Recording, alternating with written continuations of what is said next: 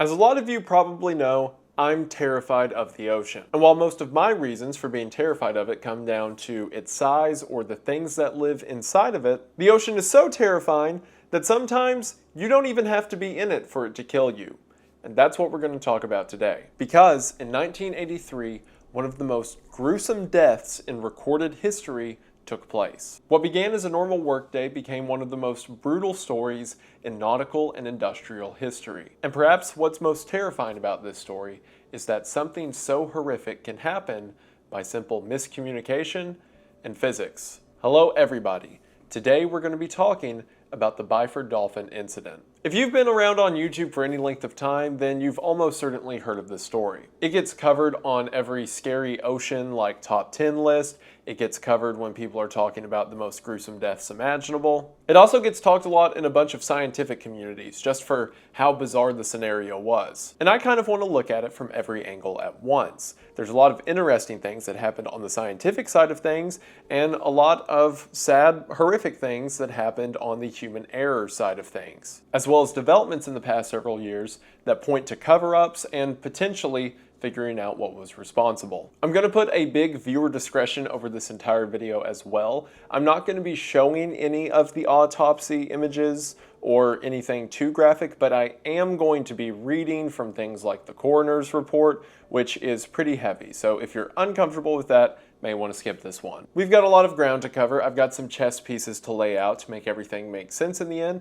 But if you're interested in hearing about something absolutely terrible, then stick around after the ads as we get into the Byford Dolphin incident. And this ad is important because it's not only a really cool poster for Stalker Shadow of the Zone, but also early access to the film. We've once again partnered with Invis, the same people who brought my Legacy of the Wendigo and Legacy of the Mothman posters, to bring you a movie poster for Stalker Shadow of the Zone. The posters come in this size, an 18 by 24, as well as a smaller 11 by 17 size, with 100 of the 18 by 24s being signed by myself, Evan Royalty, Stephen Hancock, and Josh Gray, the entire creative team behind the film. And as mentioned, along with your purchase of this poster, you unlock early access to the movie. That's because with your purchase of a poster, you'll be able to watch Shadow of the Zone on Invis's website. Now to clarify, the movie itself is still free. It's going to come out late October, plans for that haven't changed. We just figured if you guys are going to support us now by getting a poster, we might as well find a way for you to actually watch the movie that you bought the poster for. So for a limited time, if you buy the poster, you can watch the movie directly on Invis's website. And because the movie is still early access, I kindly ask that you keep spoilers to yourself, at least for now. But for now, we still want it to be something special and hopefully worth the wait. So again, if you get these posters while they're available, they'll only be on sale for a limited amount of time and then they're gone forever, especially the 100 signed ones, then head to the link in the description at invis.tv/collection/SOTZ or Shadow of the Zone to get in on this exclusive offer while you can. So check out the poster if you're interested and hopefully enjoy the film. If you weren't able to get into one of the live shows or can't wait till October, we wanted some way for you all who have been supporting us up to this point to get to see what all of our hard work and your money went to. And hopefully you enjoy it. And again, for the support on everything involving the film and pretty much everything else I do, it means the world. I don't deserve it and you all are a blessing. It means a lot. So that's enough for that product placement. Let's move on to our other product placement. And it's a new brand this time, and it's really cool. It's not just the same 14 things over and over. I can adapt sometimes. Over the past year, I've been trying to watch my weight, and for the most part, I'm pretty happy with the result. And while I attribute the majority of my weight loss to exercising every morning, another big factor in losing weight is watching what I eat, which is why I'm a huge fan of today's sponsor, Control. Control, spelled CTRL just like a keyboard, get it? Video game reference, is here to give you a healthier eating option while tasting good as well. Control's primary product is their meal replacement drink, and to be honest, when I heard about the company, I was very suspicious because I have tried a ton of these meal replacement or protein drinks. So I tried my first sample of Control. It was this one, the cinnamon toast flavor, and it was the only protein drink I think I've ever had that actually tasted as it was advertised. And while I would normally feel guilty about snacking, with Control I don't have to, because each serving contains 23 grams of protein and 8 grams of fiber, along with 22 vitamins and minerals, while only having 230 calories and only 1 gram of sugar. And one of the reasons Control is able to taste that good while being that healthy is because its formula contains real inclusions. And while I use 2% milk for my mix, it works just the same with almond milk, oat milk, or even cold water. The meal replacement shake is great for a meal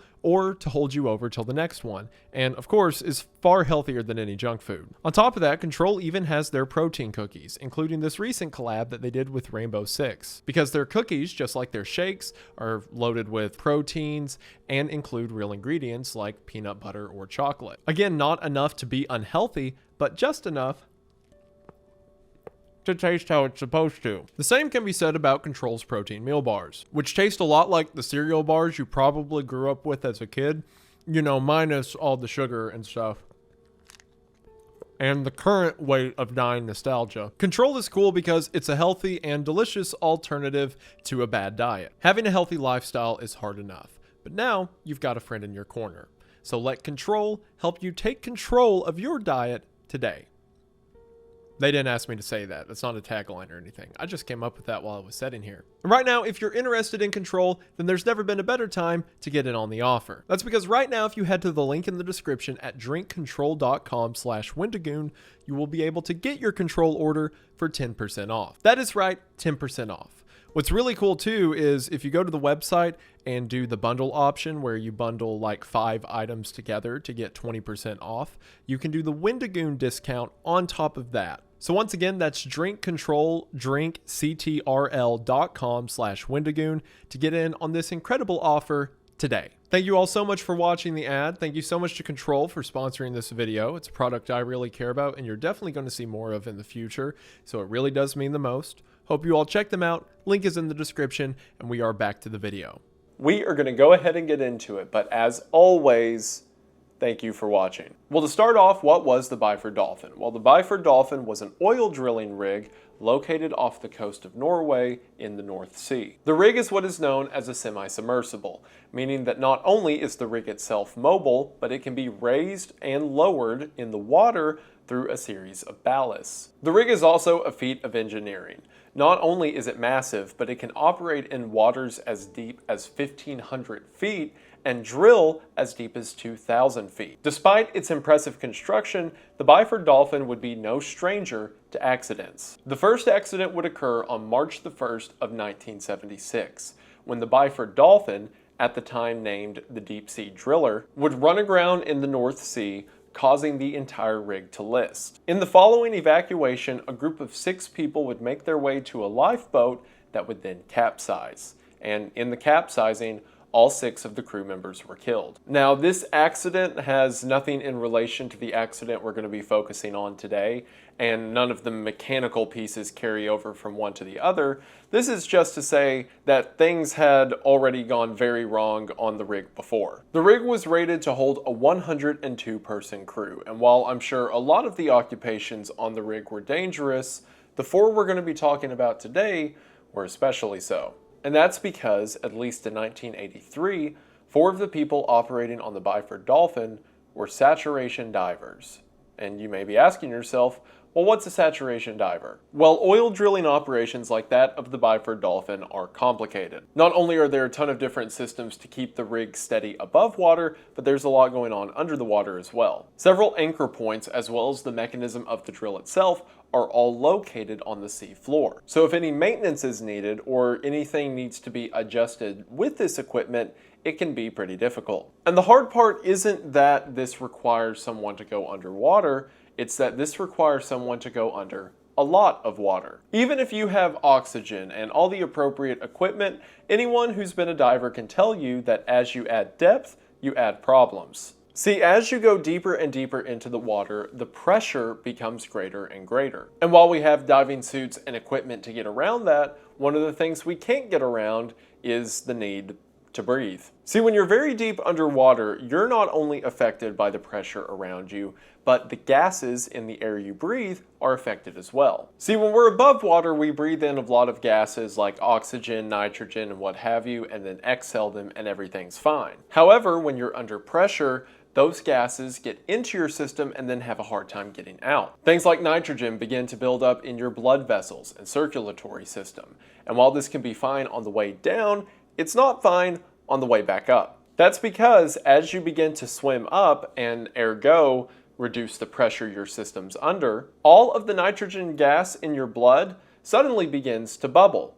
And this is not a good thing. Imagine if right now all of the blood in your lungs and arteries and bones and heart and brain just started bubbling. This condition is called decompression sickness, or more commonly, the bends. In minor cases, it causes a lot of pain, and in serious cases, you just die. The nitrogen keeps popping and bubbling until eventually something gives out. While there are things like oxygen treatment and recompression chambers to help level yourself out when you get back to the surface, the further down you were, the more difficult it is to come back up. This is why divers have to take breaks whenever they're reascending after a dive, because as they're breathing out, they're getting rid of the gases from the high pressure down below and breathing in gases from this more moderate pressure. And they just keep that stair process up until eventually they come to the surface. All of that to say, doing work on the sea floor with an oil rig takes a lot of time. Because oil rigs like the Byford Dolphin are operating in several hundred feet of water.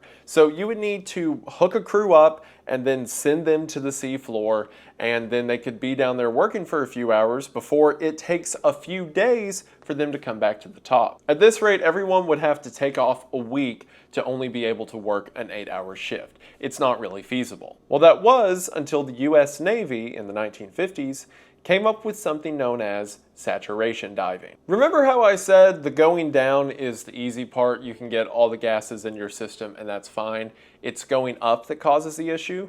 Well, saturation diving asks the question, what if you just don't come up? Because saturation diving is the process of becoming fully saturated with the amount of gases that a diver experiences at great depths, and then just staying there for the duration of the job. Researchers discovered that once the body has become acclimated to a certain pressure, it doesn't really matter how long you're in that pressure as long as you don't try to come out of it too quick. And that at some point your body is fully saturated, meaning you can't take on any more of the high pressure gas than is already in your system. In other words, it doesn't matter if a diver at say 100 feet is there for 10 minutes or 10 days after being fully saturated with the high pressure gas, it's going to have the same effect. So saturation diving keeps the diver at extreme pressures for weeks on end. This is sometimes done by building underwater facilities for the divers to work out of, or as in the case we're going to talk about today,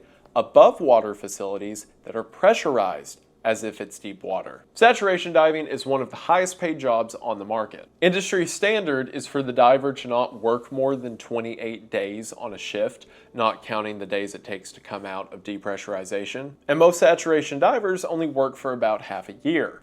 But despite that, most of them are bringing in $150,000 to $250,000 a year. Some reporting saying that saturation divers make as much as $45,000 a month, depending on the depth and specificity of the job. And there is a very good reason for that, because it is one of the most dangerous jobs I can possibly imagine. I oversimplified a little bit a second ago when I said there were no issues with being at high pressure for long periods of time. Being in a high pressure environment like that can cause a lot of strain on the body.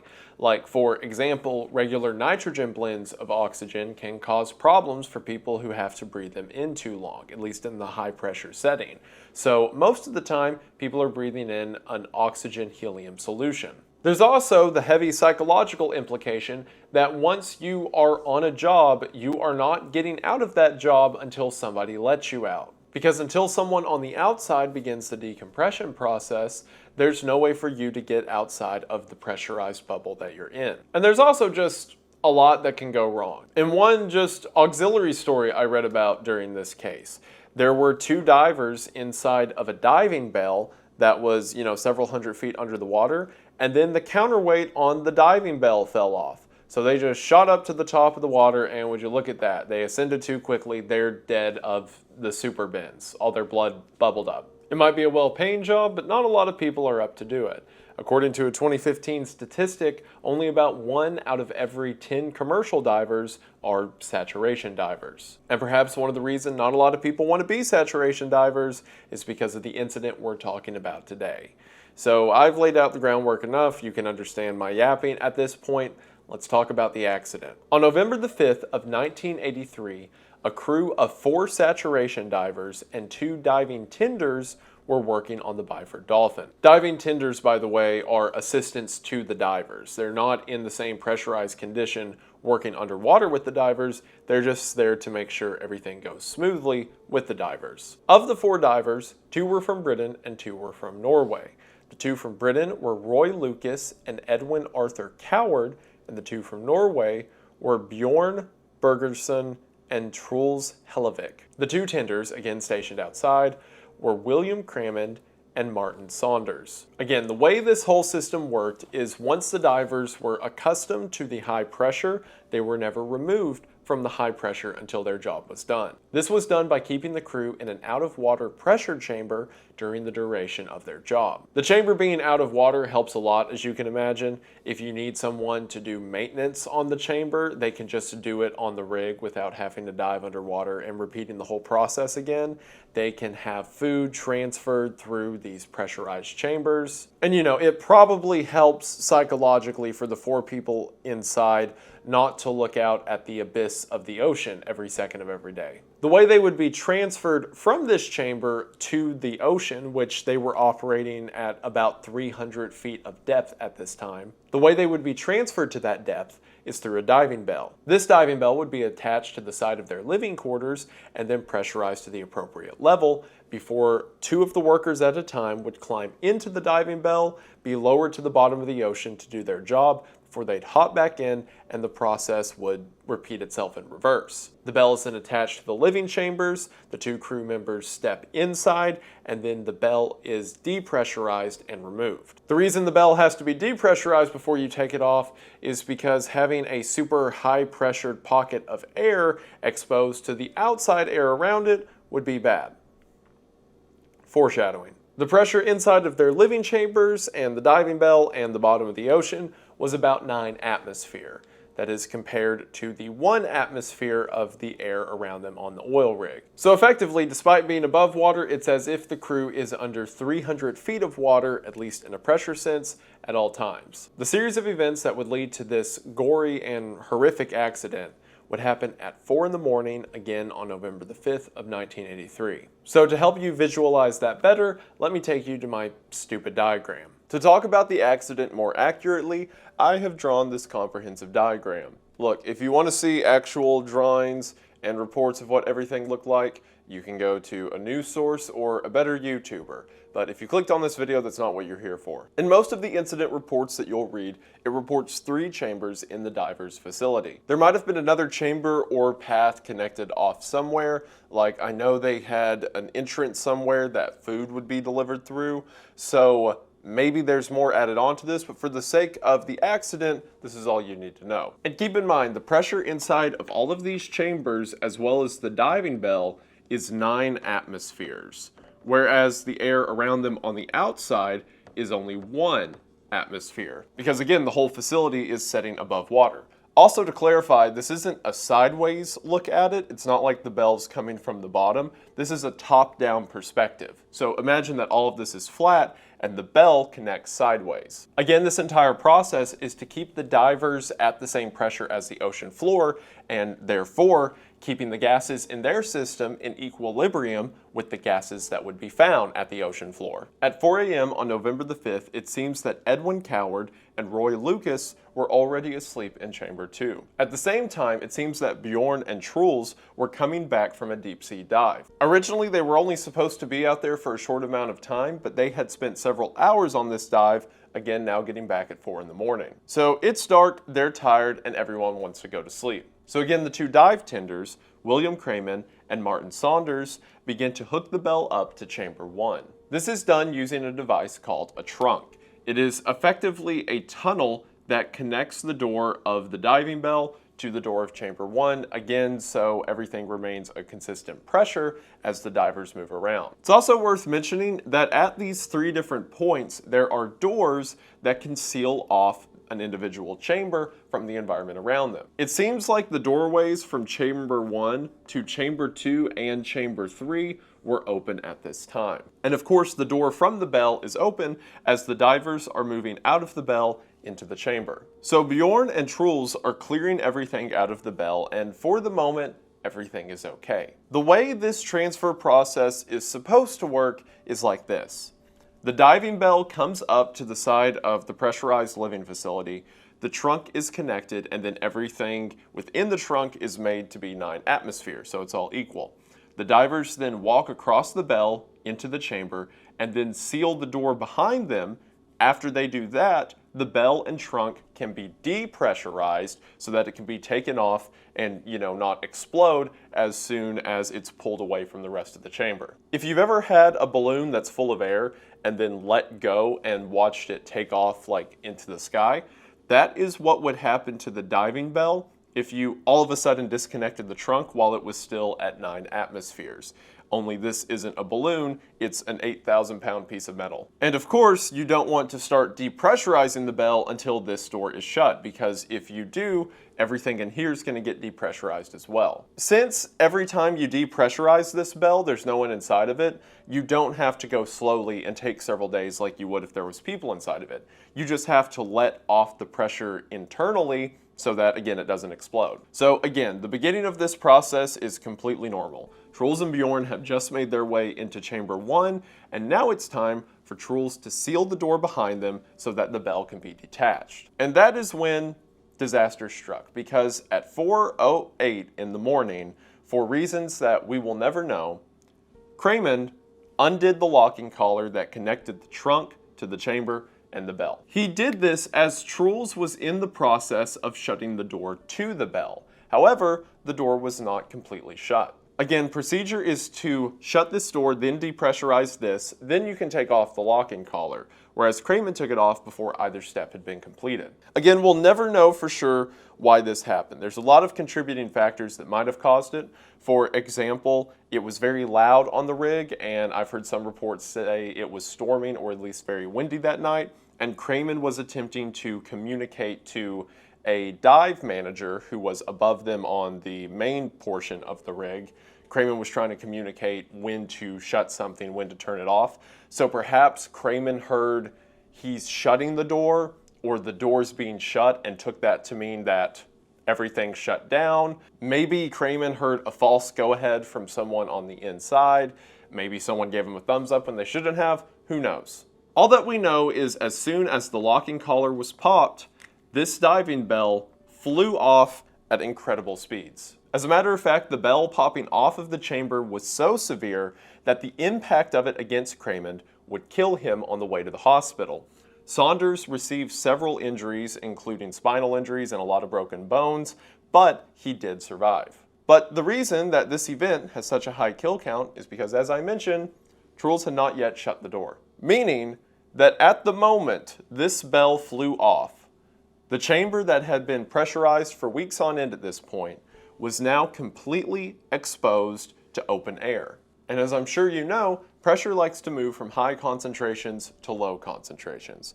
So all of the pressure within this entire living facility instantaneously went from 9 atmospheres to only 1 atmosphere. Remember when I said you have to be very careful when saturated at deep depths, because for however deep you were, it takes a long time to come back up. The rule of thumb for saturation diving is every 100 feet that you're underwater, it takes 1 day to come back from that.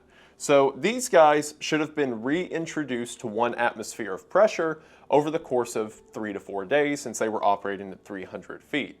And instead, that happened in a few thousandths of a second. And the most evident effect of this event was Truls. Remember how I said Truls was in the process of shutting this door when all of this went down? Well, the door was nearly shut, but in the process of the depressurization, the door had become stuck when all that remained was about a 2-foot tall hole in a crescent shape along the side of the porthole. Since all of the pressure inside of this chamber is now moving out to the exit, Truls moved with it. His entire body went from standing upright to crammed through this metal narrow opening in less than a second. And really, I could describe every single thing that happened to him, but we have a coroner who already did that. So I'll let you hear what the medical examiner said about these injuries in the examiner's publication. The scalp with long, blonde hair was present, but the top of the skull and the brain were missing. The base of the skull was a collection of tiny bone fragments only. The soft tissues of the face were found, however, completely separated from the bones. The left upper arm had been separated from the body just below the shoulder joint. The right upper arm was torn to pieces but still attached to the body. Both hands had been separated from the lower arms. Their right thigh, leg, and foot were missing, but the knee joint was found. The left thigh had been separated from the pelvis just below the hip. The pelvis itself had been divided into 3 parts. To one of these parts, a small segment of the small bowel was attached. The penis was present, but invaginated. Oh, okay. The soft tissues of the abdomen and the back had been cut straight through at a level about midway between the umbilicus and the pelvis, and thus had been separated from the pelvis. These soft tissues formed an empty sac. From above, one could look down through the larynx. All the thoracic and abdominal organs had been expelled, except the trachea and a fragment of the small bowel. Even the spinal column and most of the ribs had been expelled. The liver had been found somewhere on the deck. It was complete, as if dissected out of the body. Maybe we just stop talking to the ocean. However, the expulsion of all internal organs from the thoraco-abdominal sac, including the spinal column and the ribs, suggests that he also must have exploded. You don't say. To be ripped out of the front of the chamber with such force that it sends organs 30 feet away, pieces of spine and your liver and your entire face being completely ripped off, sounds supernatural. I'm not going to show the photographs of the really grisly stuff because I just don't think there's a need to upset you that much for no reason, but I can confirm those photographs are out there, and I can also confirm that that medical examiner wasn't lying. His entire face is peeled completely off. It looks like a Halloween mask you find at Party City or something, and it's just laid across the ground completely intact. It's so wrong. However, one of the most bizarre outcomes from this entire accident is what happened to the other 3. Bjorn, Lucas, and Coward all died as well, again at the moment of depressurization. However, unlike Truls, their bodies were intact. As a matter of fact, until closer examination was performed to see that there was a kind of tension inside of them, on the outside it looked like they had simply fallen asleep. That was until an autopsy was performed. The most striking thing inside of the bodies was the condition of the circulatory system and several arteries and veins, or in other words, as if a lot of trauma had happened all at once. And the reason for this is, I'll let you hear what they said. In the cardiac chambers and in the great vessels around the heart, both arteries and veins, large amounts of free fat were found. This fat was mixed with gas bubbles and looked like sizzling butter on a frying pan. I hate that. Gosh. The most conspicuous finding in this case was the presence of large amounts of free fat in the cardiac chambers and the great vessels, as well as in the smaller vessels of both the systemic and the pulmonary circulation. The occurrence of fat embolism in decompression accidents is well known. However, an embolus is particulate matter transported by the bloodstream from one part of the body to another. In our cases, the blood must have begun to boil instantaneously, leading to an instantaneous and complete stop of the circulation. The fat cannot have been transported from anywhere, but must have dropped out from the blood in situ. Possibly, the boiling of the blood led to a denaturation of the lipoprotein complexes. The nitrogen in their body bubbled so quickly that it created enough heat to flash boil their blood, leaving behind the stuff that couldn't be burnt off or flash boiled or what have you, like the fat deposits. Sometimes I think about this stuff and it really does seem like we opened Pandora's box with a lot of our discoveries of the world. I don't think humanity was ever designed for a situation where our blood can boil inside of us, killing us in milliseconds. But when we interact deep at the bottom of the ocean and we get into situations like this, it's incredible what kind of dangers can befall us. Horrors that we couldn't even comprehend a few hundred years ago are now right here for the taking. None of that to say we should never dive or we shouldn't try to go to the bottom of the ocean. I don't mean anything along that. We just have to be very careful of it, because complacency with the vastness of what we're dealing with leads to situations like this. The one upside between all of these men, not counting, Crayman and Saunders, is the 4 inside of the chamber surely died in nanoseconds. I am sure that they died so quickly there was never even a comprehension that they were dying, much less any felt pain or realization. Truls probably lost his brain before his brain could even register that he was moving. To everyone else on the oil rig, it sounded like an incredibly loud blast, and the first people that got there saw the carnage that ensued. As you could imagine, a large investigation went into everything that I just talked about. The Norwegian government, initially at least, found that there was no wrongdoing on their behalf. And instead, most of the blame lied on Cramond for unlocking the collar when he did, which is also convenient because he's dead, so there's not really anyone to prosecute. However, people started to ask questions around this entire case. For example, how is this designed in such a way that one guy can just choose to unlock a collar and it causes the death of 5 people? Directly from the coroner's publication about all this, it was tragic that the door between the chambers and the trunk jammed as it did.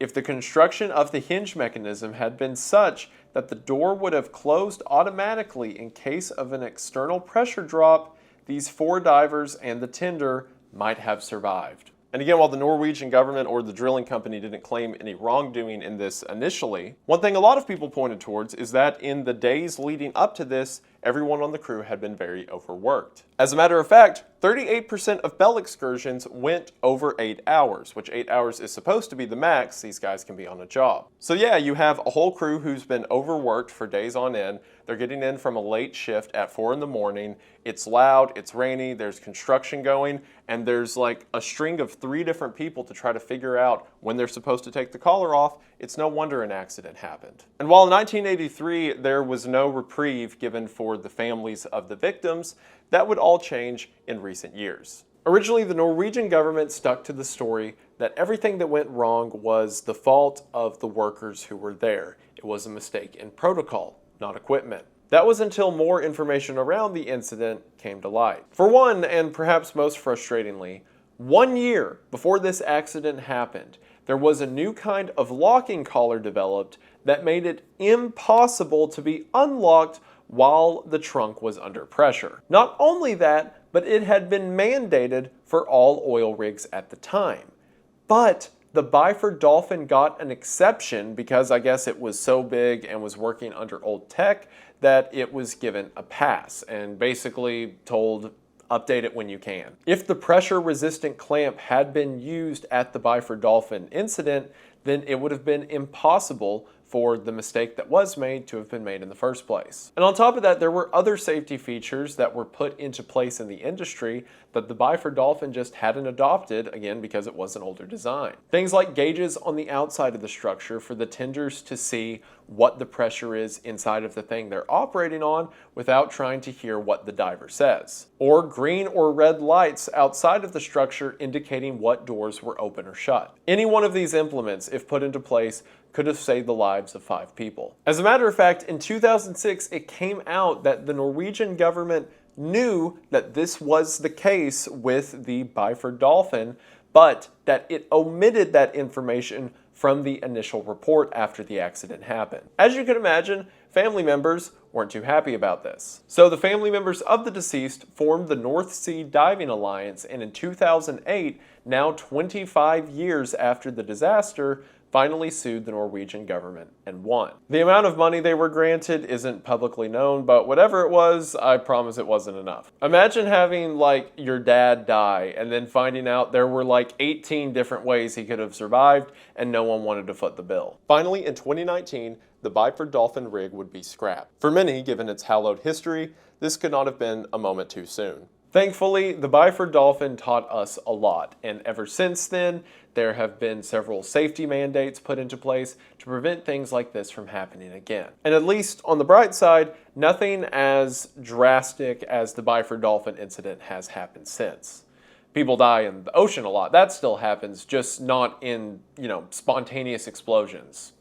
At least I hope not. So hopefully, despite all the gore and tragedy, maybe we can learn from it. And maybe you learn something new, like someone's face can just simply come off of their body. I am going to be thinking about that image for a while, but at least I profit off of it because, hey, what else is YouTube for? And while I deal with the reality of whatever that means, I just want to say that hopefully you enjoyed the video, and above all else, thank you for watching. I understand that stories like this can be pretty rough, but if you've stuck around this long, I hope you found it at least a little bit interesting.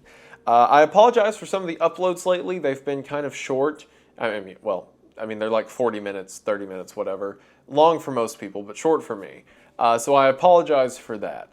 I've been everything between the tour and traveling. I've got like 3 different weddings this month to go to and stuff like that. A lot of good, blessed things happening in my life at once, and sadly you guys paid the price for that, and I apologize. But I promise the long videos will be coming back soon as I have time to record them and edit them and all that.